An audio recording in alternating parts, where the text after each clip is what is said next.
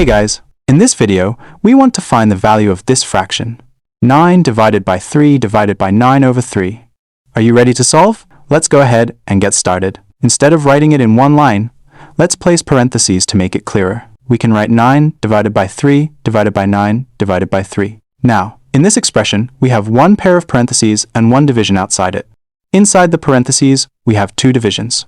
According to the order of operations, or PEMDAS, P stands for parentheses, E for exponents, M and D for multiplication and division, A and S for addition and subtraction. So first, we have to solve what's inside the parentheses, then deal with the division outside. Okay, let's start inside. We have 9 divided by 3 divided by 9.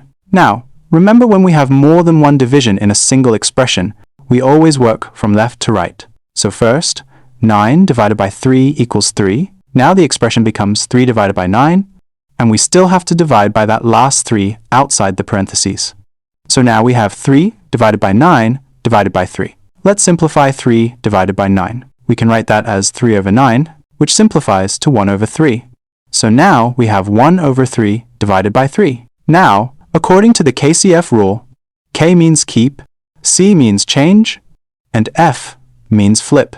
We keep the first fraction, 1 over 3, change the division to multiplication, and flip the second number 3 into 1 over 3.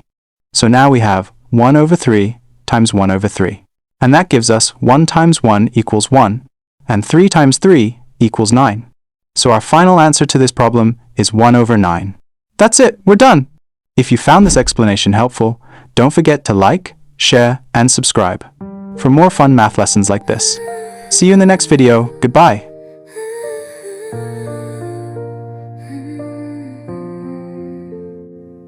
These frames hold